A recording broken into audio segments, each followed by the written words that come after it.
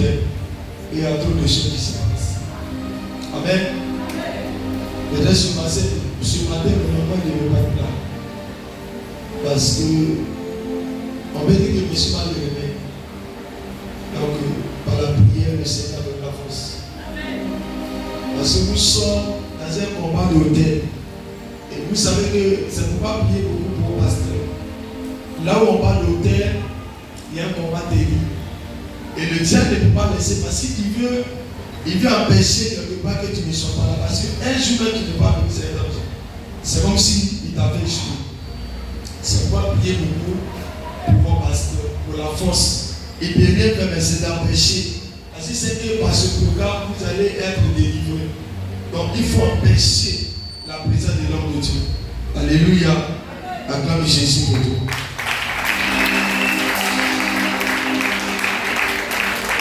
Et puis que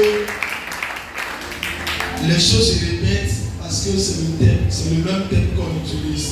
Alléluia. Pour ceux qui n'étaient pas là, qui étaient là mercredi, qui étaient venus mercredi, qui étaient là vendredi. Vendredi était comment? Hein? Il y a des gens qui ont raté. Ah, mais c'est bon, ça n'était pas nous. Vendredi était. Et c'est que vendredi a dérangé Satan. Il n'a pas aimé. Un vendredi était trop fort. Donc il n'a pas aimé.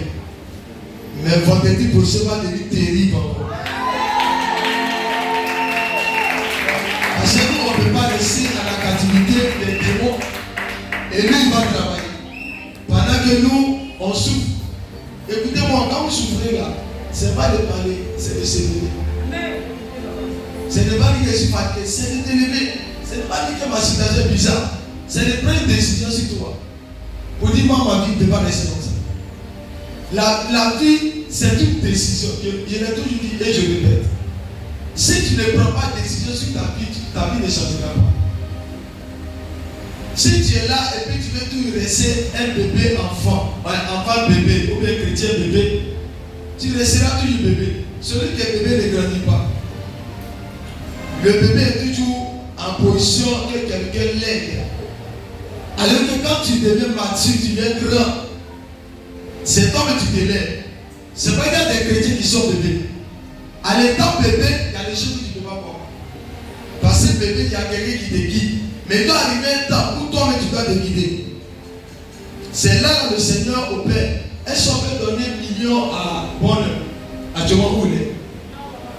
Est-ce qu'on peut donner certains éléments à bonheur? Il y a la nourriture, on peut lui donner. Même au moins, il dit librement, lui, il ne peut pas manger comme ça.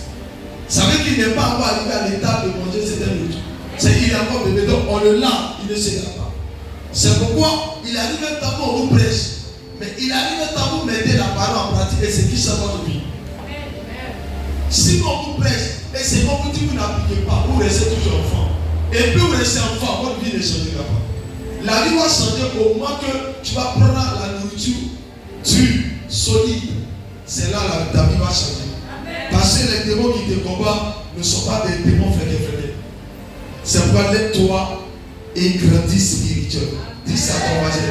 Regarde ta soeur, ton voisin, ton frère, dis grandis spirituellement. Arrête de raisonner. Arrête de murmurer.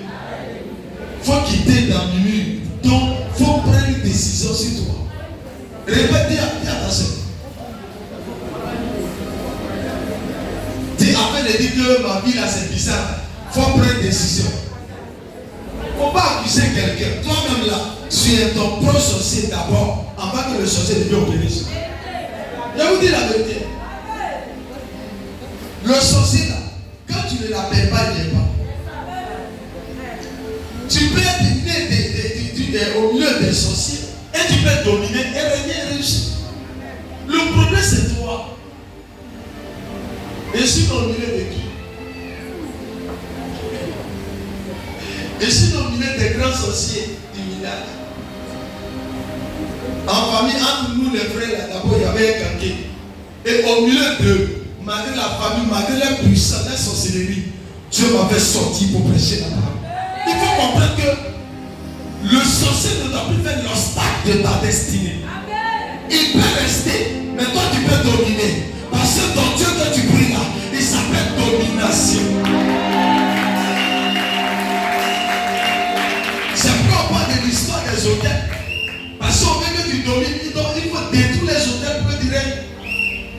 je vais régner, c'est toi. Et toi? Moi, je vais régner, et toi? Il n'entend pas. Moi, je vais régner, toi? Hein? Je n'ai pas entendu. Mago, tu es sûr que tu veux régner. Pour régner, il faut payer des prix. Une personne qui veut régner, il paye le prix. On parle des hôtels brisés, les hôtels maléfiques. C'est pas ça. Potard. On n'a pas dit pour ma région, on dit potard. Maintenant, toi, tu ne brises pas, mais tu peux réussir. Jésus a dit tout. Il a dit tout. Jésus a dit tout encore. Ça, c'est mon verset. Hein, c'est ça. Qui lit ce verset à vous? Jésus a dit tout accompli. Et nous sommes sous la grâce. Hein? Donc on ne force plus. On peut dormir et puis le miracle vient. C'est ça. Mais c'est cette imagine qui a tué tous ces chrétiens. On dit dès que tu mets ton pied à l'église, tu fais plus de fois, puis le miracle vient. Mais ça fait combien d'années tu es chrétien et tu es dans la même position. Le problème des hôtels, il faut les détruire. C'est pourquoi je répète, prends ce programme au sérieux. Il ne faut pas négliger. Si tu vois que tes camarades arrivent à se lever pour venir, c'est parce que quelque part la vie là, ça ne va pas. Il veut que quelque chose change. Et quand il veut que quelque chose change, un enfant qui va avoir son examen par exemple, physiquement, il fait quoi? Il étudie. Il fait quoi? Il étudie. Mais si un enfant n'étudie pas, il va avoir quoi? Il va avoir l'échec. D'abord physique, on parle pas du côté spirituel. De manière physique, un enfant qui n'étudie pas, qui ne touche pas car d'abord tu ne connais rien et puis tu n'étudies pas. Tu vas échouer.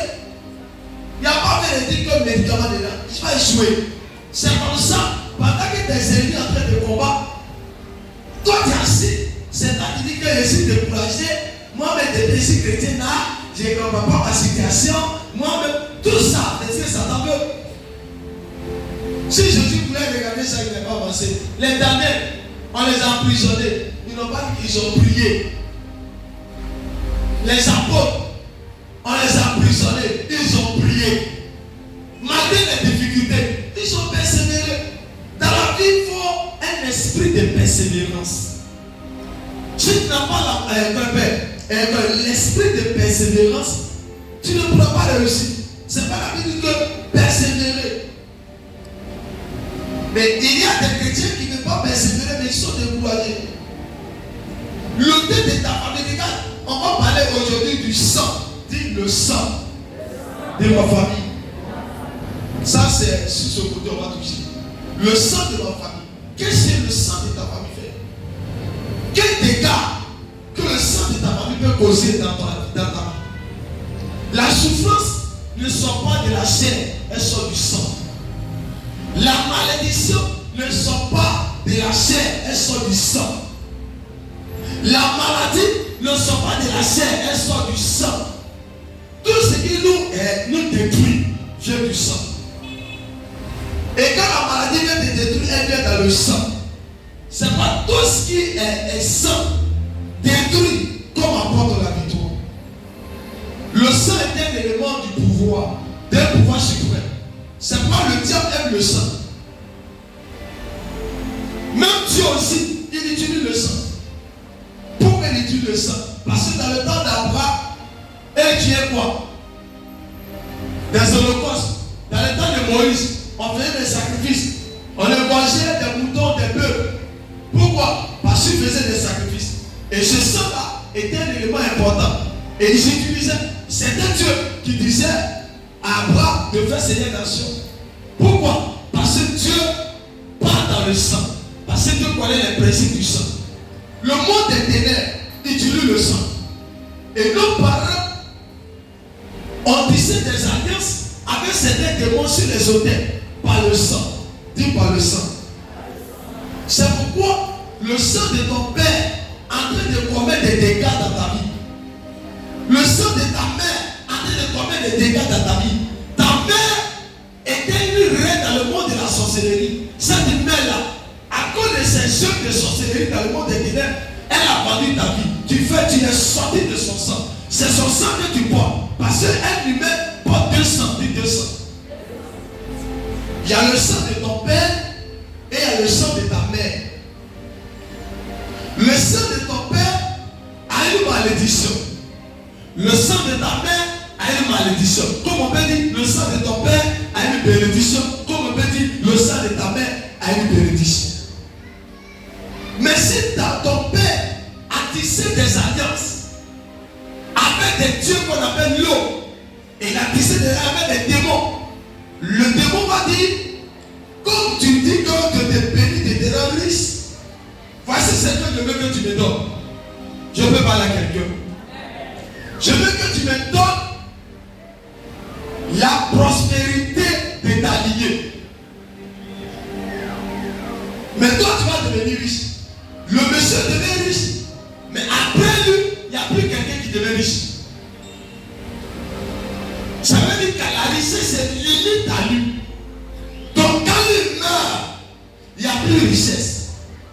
Parce que la richesse que tu devais avoir, lui il a pris et puis il a mis sur lui. Donc Lucifer, le diable, le démon lui a donné cette richesse. Et tous ceux de sa génération, on les a appauvris. Parce que lui voulait régner seul. Donc il a pris ce pouvoir pour régner. Et aujourd'hui, la lignée de cette personne est pauvre. Il y a d'autres. Les moments sont allés dans les marigots, ils ont donné des esprits. Ils ont dit à l'esprit que je vais avoir beaucoup d'enfants. Et l'esprit a dit, Dieu te donne beaucoup d'enfants. Mais ces enfants-là, qu'est-ce que toi tu me donnes en retour? Parce qu'avec Dieu, avec l'esprit, il y a tous les gens. Il y a quelque chose, c'est pas quand tu ne connais pas les principes à l'église, quand on vient à l'église, il y a quelque chose qu'il faut donner à Dieu. Tu ne peux pas avoir la vie. Elle se parle à quelqu'un. La dame peut venir, elle a beaucoup d'enfants, mais elle peut donner le mariage de cette lignée-là à ses esprits. Et l'esprit prend le mariage et l'esprit donne les enfants. Donc vous êtes beaucoup. Mais parmi vous, il n'y a pas de mariage parce que la mère a tissé l'alliance avec cet esprit et il a promis à cet esprit que tout va lier mes enfants là. Et là, ils vont de beaucoup. On parlera de moi qu'il y a beaucoup d'enfants. Mais ces enfants là, ils ne vont pas connaître le mariage. S'ils ne connaissent pas le mariage, partout ils vont passer. C'est comme ça va se passer. Donc de génération en génération, c'est comme ça les choses vont fonctionner. Alors que toi tu n'étais pas là, mais ta grand-mère a tissé ses alliances pour devenir. C'est pas qu'il y a des familles qui sont beaucoup, elles sont beaucoup, mais tout le monde est valu. Je parle à quelqu'un. Il y a une jolie femme là-bas, mais il n'y a pas du Seigneur, on ne te marie pas. Au contraire, on savait qu'on te laisse. Parce que d'abord, là, on n'a pas du foyer. Malakatia.